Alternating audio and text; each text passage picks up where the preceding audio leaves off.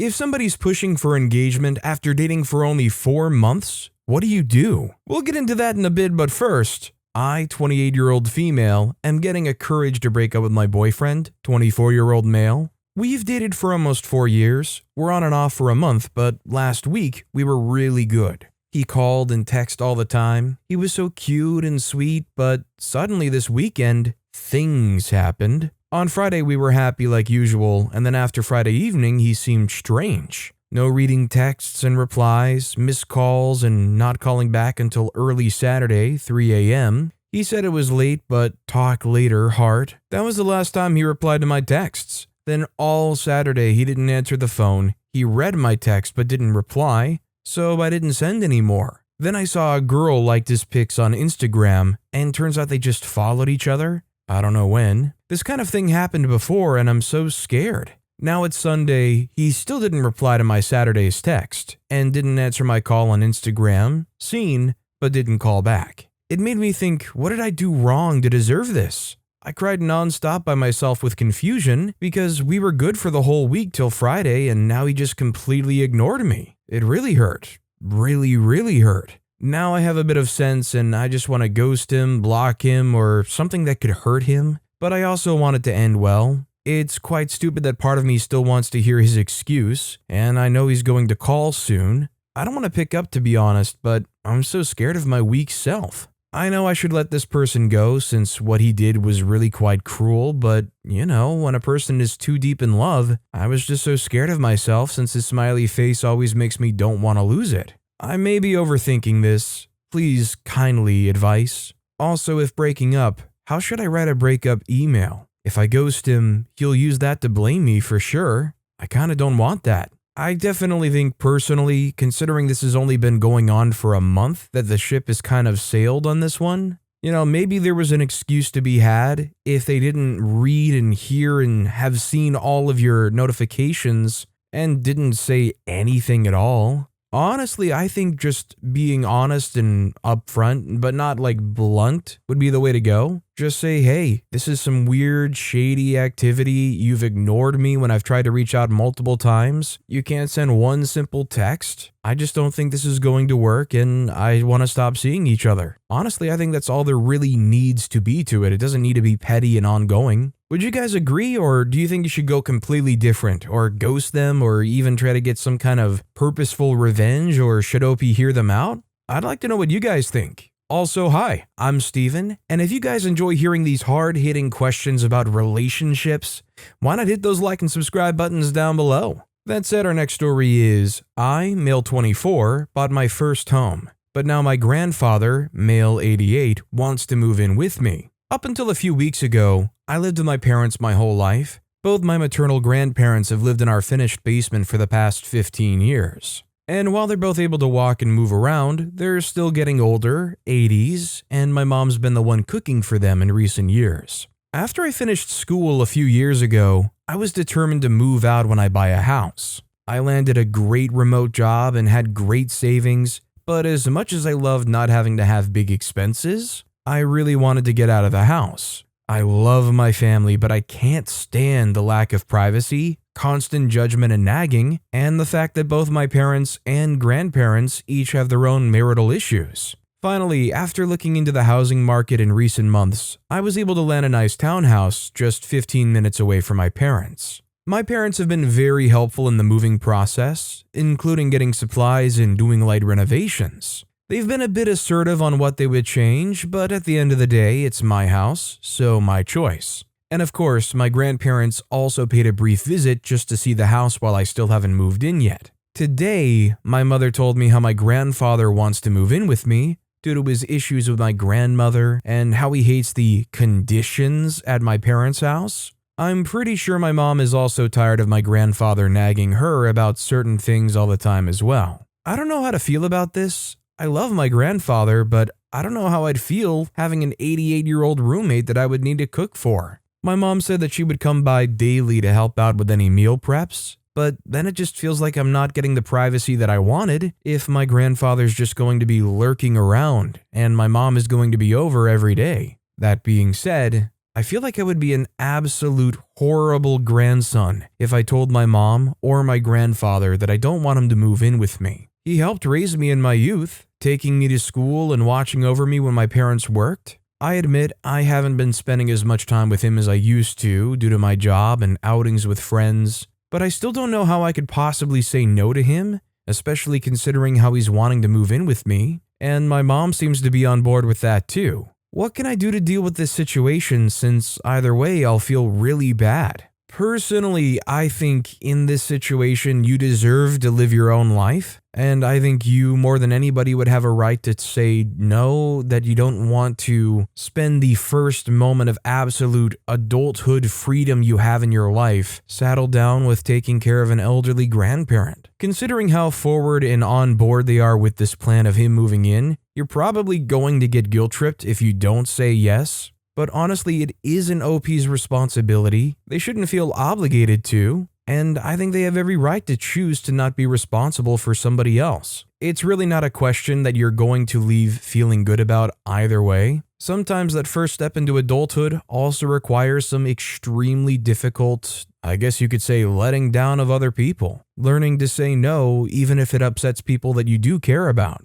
Our next story is, we, male 35, female 33, bought my boyfriend's family's house and are having issues with his siblings, 25-year-old female, 27-year-old male, and 40-year-old female, treating it like a storage unit and walking right in. Not sure what to do. Me, female 33, and my boyfriend, male 35, bought his parents' house at a discount. Part of his family was mad that they gave us the offer and not them. The other half of the family are still treating it like their parents' house. For example, his younger brother randomly let himself in at 2 a.m. after partying and then stayed in his room for a few days. His younger sister will also do the same. Whenever she visits, she usually doesn't announce it and she just lets herself in and stays in her old room. A lot of everyone's stuff is still in their rooms since we haven't really had time to start the remodeling. I spoke with my boyfriend about us needing to clear the rooms, and he agreed and let his siblings know they had to start removing their items. They were very mad, specifically his older sister, and said, "What's the point of keeping the house in the family if we can't keep our stuff?" And everyone agreed with her. That was a couple of weeks ago and nothing has changed. So I think kind of like the last story, this is another hard, difficult situation that, although you care about these people and you don't want to just be this callous jerk and ruin your place in the family, you gotta have that hard conversation with them and set those boundaries. You own the place, and it's more than reasonable to not want it filled up constantly and used as low-tier free storage for other people. I think the important thing is you don't really have to explain yourself. Just saying this is not going to work for us anymore, or no, we don't want that here, thank you, is all you have to say, even if they keep trying. This next story is, I, 35-year-old female, suspect that my husband's friend's husband, 34-year-old male, has feelings for me. So my husband and I have been friends with this other couple for about 12 years. This friend, we'll call him Billy, and my husband used to work together, and that's how we all started hanging out. We've been seeing them a lot more frequently in the last year, and lately I've been getting the vibe that Billy has feelings for me. He's been paying more attention to me than he used to. He strikes up conversations with me a lot. He's always paying me compliments, which is weird because he's usually kind of rude with his wife. He puts her down a lot, but it feels like he's been putting me on a pedestal when we get together. He even berated his wife once for accidentally bumping into me. He's super quick to rush to my aid too if he thinks I need something. For instance, I'm a nail biter, so I have no nails and was struggling with a beer tab recently. Even though my husband was right next to me if I needed help, Billy steps in instantly to offer his help. He also offered to help me pay for a VR set so he could have someone to play with. At first I thought he was just being nice, but now I don't know. And he recently tried talking me into applying for a job at his company, which is in no way relevant to my line of work. I've noticed he also tends to do macho showing off kind of stuff. Can't know if it's something he does in general or if he's trying to impress me, but he's done stuff like move a ridiculously heavy rock, like could give you a hernia-sized rock, in our yard all by himself, almost like he was trying to outdo my husband. Maybe I'm reading too much into this, but I can't shake the feeling. I'm afraid of him trying to take things farther and ruining the friendship. I've become pretty close with his wife, and it's nice having a close female friend. What do I do in this situation? Is there anything I can do? So is OP on a level where they can talk to their own husband about this and share their concerns and see how their husband feels about it? My question is this still a secret as far as what OP's picking up to OP's husband? I think it would really help clarify where to go with this and what to do if both of you were on the same page. I mean, as long as he's not the kind of person that would maybe overreact or lash out because you shared this inkling that you have. Wouldn't communicating this with your husband really be the right first step? This next story is, my 40-year-old female, father 70-year-old male, is a liar, and I don't know how to keep up a relationship with him. TLDR, my father has always exaggerated stories but now just makes things up. I can't talk to him because everything I hear sounds fake. I want there to be more for him after his wife/my mother passed away. Our conversations are like chit-chatting a stranger in a coffee shop. Very unfulfilling. How do I keep a deeper level relationship with someone I don't trust? Growing up, I always felt some of the stories he would tell would feel off. He's always been one to over-embellish a thing or two. For example, he's told stories of going to Disney or the Grand Canyon or Seattle or California to my partner when we first started dating, and I recall saying, "I never knew you've been to so-and-so." I wouldn't question too much. It's my father. Of course, I would ultimately believe him. When my mother, his wife of almost 50 years, passed away, there was a noticeable spike in the fibbing. At her funeral, he got up in front of everyone and said, "Thanks for coming. 400 people have reached out to me with condolences and expressed regret that they were unable to attend." I think he was embarrassed because he thought more people would come to the funeral service, but it wasn't like there was no one there. Probably around 70 people came through, and this was at the tail end of lockdown restrictions. And a grieving spouse is going to have some quirks while actively grieving. We're approaching 2 years since she's been gone, but now it's just flat out lying. And I don't know why or how to handle it without losing my temper. Examples, while at Home Depot, a sales guy started talking to my sister about installing new windows, and she politely was doing the thanks but no thanks spiel, and my dad walks up and says,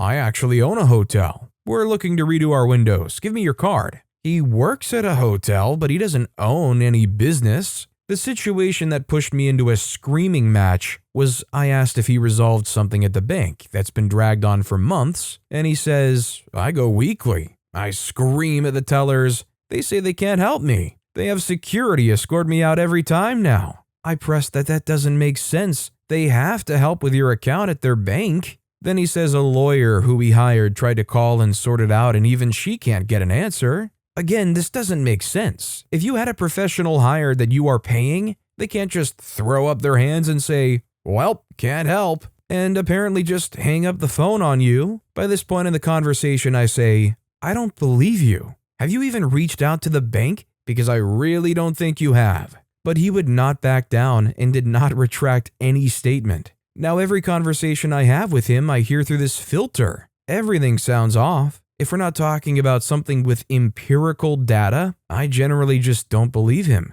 He said he had problems with a paycheck from work. I asked what they said about it, who he'd talked to, and he took it all the way to the top. He got on the phone with the head of HR at the corporate office. Like, I can't engage when it's just so over the top. I don't think it's from him being lonely. He's an active member of a community service club, has a new girlfriend, that's a whole other can of beans, visits family every weekend, seems to enjoy his job and colleagues, as much as one can. I see now he's just always done this. It's really pushing us away. I feel totally disrespected. Like, who is this man? I don't want to go out with him because I'm nervous he'll embarrass himself. Other people have to see through this. It's just gotten so bad, and it's constant. We don't have extended family that we particularly enjoy being around, so it's just our little unit left. I don't want to push him away, and confronting him just makes him dig in his heels or walk away from the conversation. I can't just change the topic. The same formula applies to every single story. Clearly, me pointing out his fibs does nothing to show that talking with him is not enjoyable. I can't ask deeper questions because I don't know if anything he tells me is real. How do I maintain a relationship when every conversation has this element of fake grandiosity or flat out isn't real? I want to hear about his life and not just the latest weather and traffic reports. I just don't know how to proceed. As long as OP feels assured that there's nothing mentally going on, I mean, the lies sound pretty oddly specific and grandiose enough that it's hard for me to believe that there would be some kind of disease-caused lie telling going on. I don't know, maybe there's just a reason why they feel so walled up, like they have to protect who they are or what they're doing. I mean, I don't know if you'd be able to ever get them to do something, but it would probably be worth an evaluation. I mean, do they personally just not want to open up to their own kid? Is it something emotional based since their wife passed away? Or could it be a symptom of some kind of disease or something? Maybe the simple fact is through and through, this is just who he is and he's not going to open up and have a deeper relationship. Our next story is my 43-year-old female, longtime friend, 43-year-old female, is breaking her own heart by sleeping with married men. How can I advise her without seeming judgmental? My long-term friend, 25 years, is unlucky in love. She has had one relationship and her boyfriend cheated on her and left. She's recently started sleeping with and kind of dating married men. It's happened 3 times that I know of. The men are all people she's known a long time who are in long-term relationships and, in my opinion, get bored and move on to an easy, lonely target. She flirts with them, sleeps with them, she catches feelings. They won't leave their wives and she gets her heart broken. She's attractive, independent, and well off.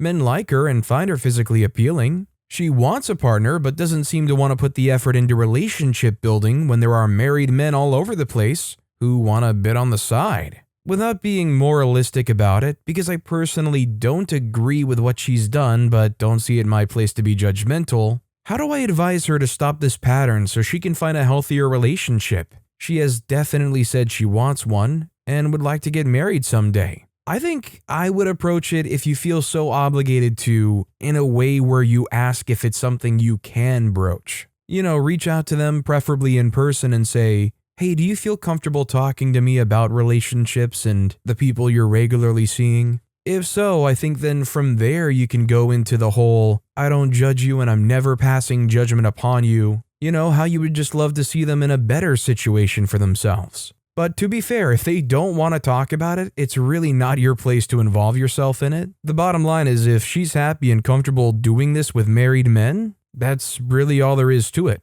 This next story is my long-distance girlfriend, 24-year-old female, is pushing me, 23-year-old male, for engagement next year. We've been dating for about 4 months and I'm not ready yet. What should I do? My girlfriend suddenly brings up marriage, and she said she wants us to marry next year in August. We've been doing long distance for 4 months and met each other 3 times while doing vacations. She said in August we'll be dating for more than a year, and she thinks it's enough time for us to prepare for marriage. I'm still unsure if 1 year is enough for us to understand each other well enough. She said if I'm not ready for marriage yet, I should be ready for doing more long distance and the uncertainties that would happen. But I do think it's easier to deal with that than rushing marriage and risk everything falling out later on. She doesn't seem to like my response. I'm also still finishing college and have things to accomplish before I settle down. Now obviously let me clarify, I am no professional and my advice is just my own personal feelings and not something that you should professionally follow. But if I were an OP situation, this would be a huge red flag. Not only is OP, as stated, on that ramp, ready to take off to actually just experience their life for the first time, you haven't even physically lived with this person. Like, I would think you would want to at least physically live in the same place with a person for at least half a year before you ever even begin to consider shackling down with somebody. Honestly, I've been there on the long distance thing. I've been burnt out on that. It's not that I don't think multi-year long distance relationships can work out, but I think the longer a long distance relationship goes on, if there's a chance it falls apart, when you think about the time spent on that relationship versus trying to have something actually physically there, I think it can very easily be a very big regret. Our next story is, I think I could be happier. I, female 22, have been dating my girlfriend, female 22, for over 3 years. All through college and now summer of postgrad, she's my everything. And not just my girlfriend, but also my best friend. And I'm absolutely in love with her. The problem is, the relationship has some issues, and I just feel like I could be happier. but I don't want to lose her and I'm not feeling ready to end it. The issues boil down to dissatisfaction in the sexual department, emotionally misunderstood, and not being loved in my love language. There's no lack of love between us, and I know that we would both go our entire lives together, but we would both be compromising on utmost happiness. And I feel like that isn't fair to either of us. I need some wise person on Reddit to help me see clearly. Do I walk away heartbroken in the hopes to eventually find someone who satisfies all those needs? Or do I stay and work through it and hope the situation improves? Obviously, OP didn't get too into the specifics. Honestly, I think it really comes down to the communication where you both feel you are as far as what you both want long term. Is what you need something your partner is wanting and willing to work on? Or is it a situation where obviously you love each other dearly, but in terms of a relationship, you're just not fully compatible? I think there's a lot of questions that OP needs to answer for themselves and also openly in communication with their partner. It basically comes down to what your needs are. Can and will they be fulfilled? Especially in your early 20s, people change or people experience things. I think you can love each other to death and still not be right for each other. And at the same time, that perfect person also isn't guaranteed to just be around the corner either. It's a tricky one. Our next story is my 25-year-old female partner, 25-year-old male of 5 years hasn't responded to me in 5 days. Update, we're at day 7 now. We'll keep updating this post until we actually speak. At what point do I assume the relationship is now officially over? 2 weeks of ghosting? A month? Hey all. TLDR, my partner of 5 years is dealing with anxiety and sometimes goes offline for a bit to take some me time. But we're at a new record where he hasn't responded to me in 5 days. What do I do? How do I draw a boundary without undermining his mental well-being?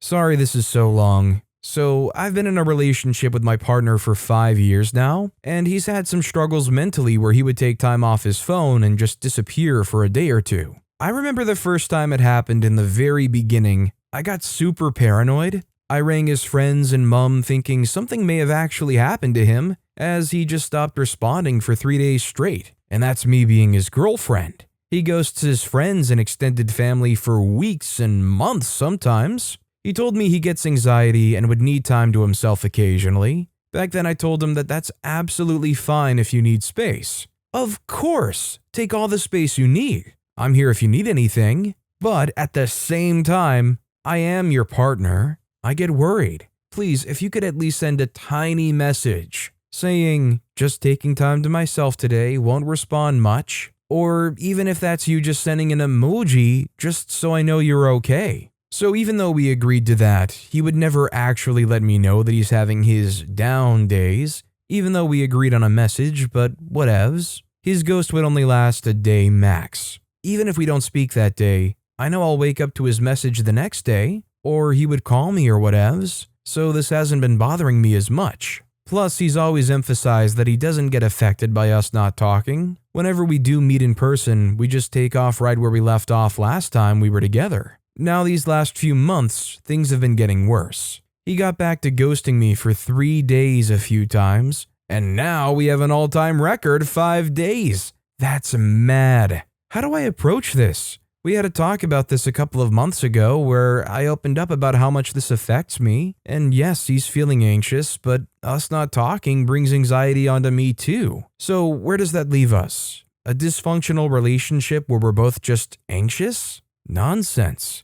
I told him that every time he does this, it makes me question his intentions moving forward with me. And it just makes me feel like he's abandoning the relationship, which he always emphasizes he's not. How do I do this? I really don't want to come off confrontational. I want to be his safe space, where he knows he can have the time to himself. And I'll be there for him no matter what. But at the same time, what? I'm not comfortable going 5 days without talking, obviously. I was thinking of giving him a bit of a warning maybe when he does get back to me sometime soon. Perhaps just being very nonchalant, non-confrontational, saying something like, I hope you're feeling better now, but just a heads up. This is the last time I'm finding myself in this position, and if you are not willing in finding a compromise that works for both of us, I mean, come on. I feel like we came up with so many options to find middle ground in this situation. How come my needs are completely ignored? Then it's time for me to move on. If I were in his shoes, I would hope that my partner stays by my side if I'm feeling super down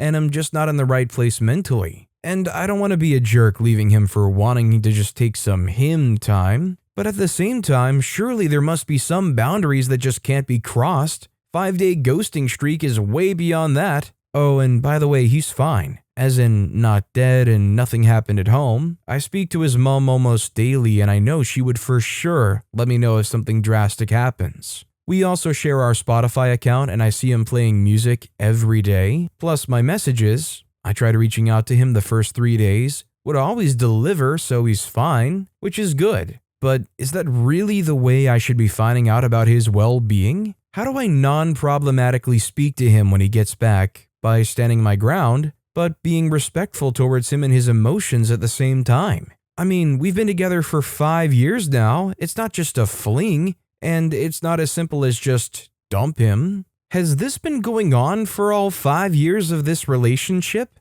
Have they regularly been living together? Or has this been long distance all 5 years? I mean, it's understandable if they get anxious or overwhelmed that they need to take some alone time, especially in a long distance relationship where there's a lot of expectation on online constant talking. But it goes without saying that you can't just disappear on your partner for 5 days plus at a time. I don't want to assume anything about what they're going through, but if I were in OP's position, I would not be able to help myself from thinking that maybe there's just some interest being lost. Although they might be going through some things, they're also at the same time choosing to treat you this way. There's no openness here, there's no collaboration, there's no communication. I think the most problematic thing is the 5 years that's gone on. I think at this point, more than the relationship itself, you're probably most afraid of the sunk cost fallacy. Our next story is, I, 23-year-old female, introduced my boyfriend, 25-year-old male, to my friends,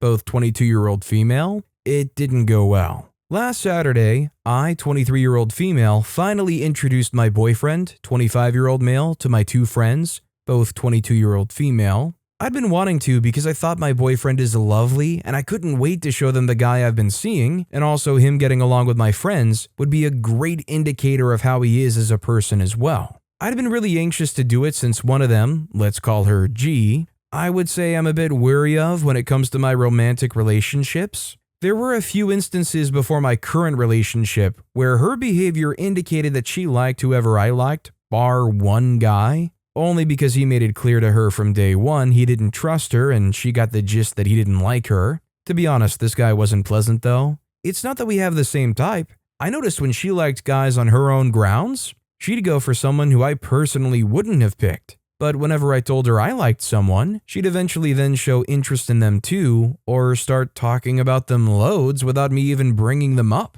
I used to think it's maybe just in my head. But my mom and sister had noticed her behavior too since we became good friends in high school. To be honest, all of this could be insecurities and jealousy speaking. We've been compared to each other since we became close in high school, as in people would say we look the same or joke that we're the same person, even though we're different in our eyes. I mean, we're not even the same ethnicity. So because of this, I guess I just felt that I wanted to be my own person without having that comparison. As time went on, we both pursued different things, which helped my feelings against her a lot. However, when it came to my love interests, that's where it gets a bit blurred. It got to the point where I stopped telling her who I was talking to or interested in because I didn't want her to butt in. I was starting to feel okay around her again, and I tried not to let things get in the way of our friendship. To be honest, she's a good friend. Obviously, I couldn't just hide my boyfriend forever, and I didn't want to hide him from my other friends, so we met up.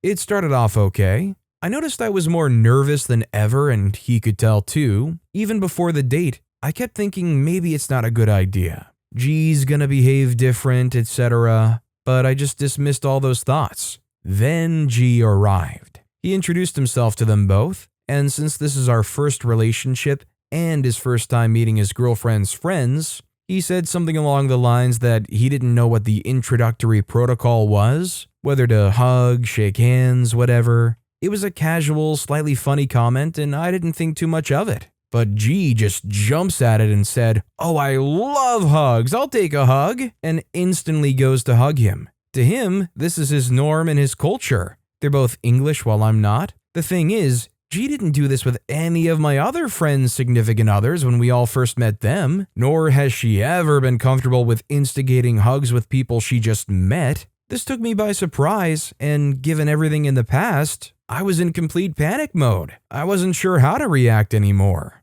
Once we finally reached our dinner place, I was feeling sick and just anxious the whole night. I had to step out to take a call with my sis. I'd sent her a panicked text that I was feeling insanely jealous and insecure. I was on call for 15 minutes, and it was my other friend who came out to check if I was okay. Eventually, I went in and I could just tell everything was awkward. The whole night, I just watched her behavior and just felt she was trying to get as close to my boyfriend as possible. When I'd leave his side for a minute, she'd take my spot near him. She tried to maneuver herself to share a menu with him when he bent down to share it with me. I swear, in any group conversation, her eyes were on him and eyeing him up and down. Just little things that made me on alert. I didn't think there was any flirting between them, but no one in the group are great flirts anyways. It's a miracle I ended up with my guy. She'd overly laugh at every comment he'd make, even if they're not funny. By the end of the night, I felt crap.